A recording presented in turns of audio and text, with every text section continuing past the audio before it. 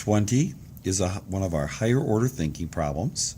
Similar to 18 and 19, it's going to have multiple steps.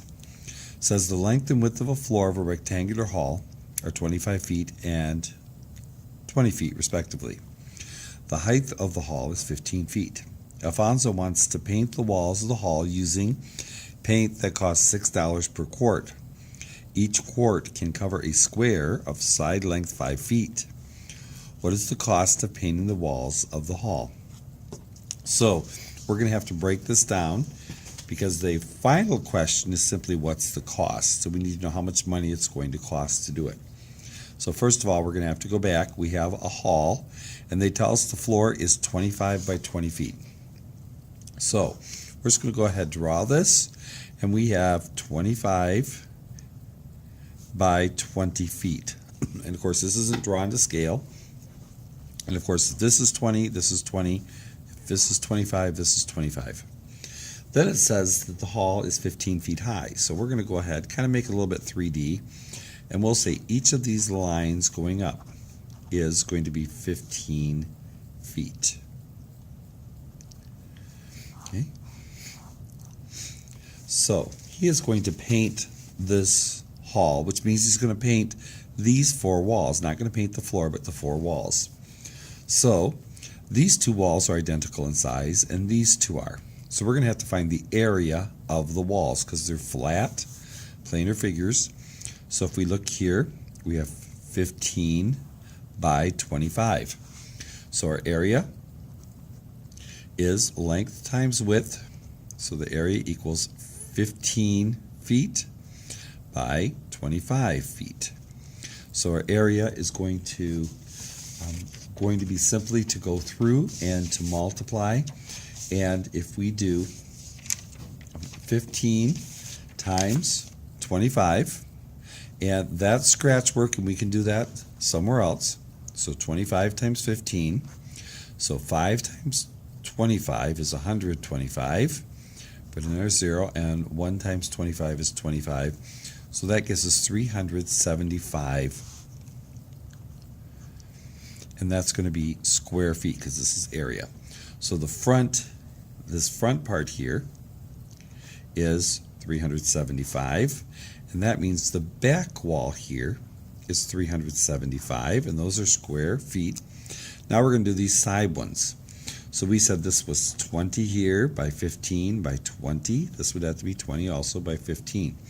So this is going to be area equals length times width. So area is going to be 20 times 15. And we know 2 times 15 is 30.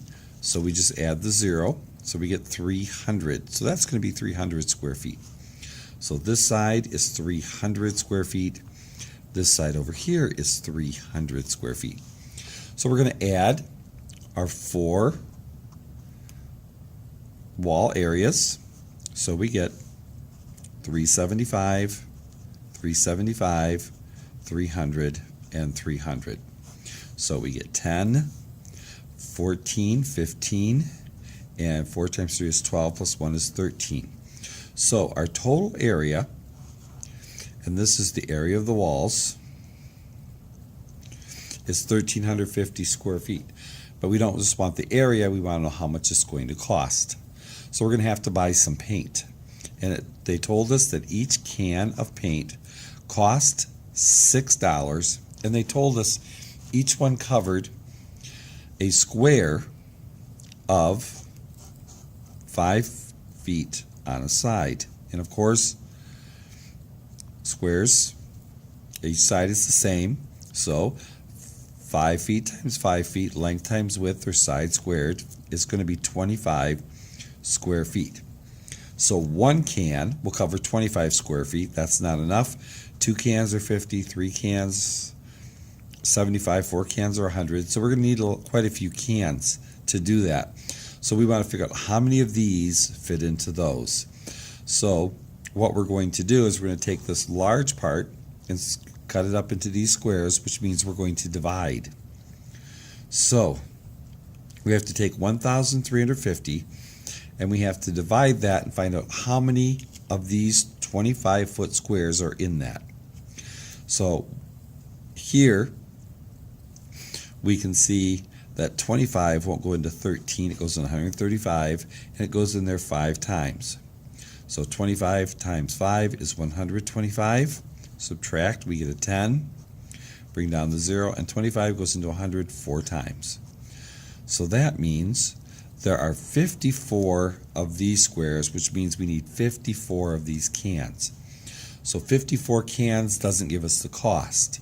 To get the cost, we have to take the 54 cans and we have to multiply that by $6.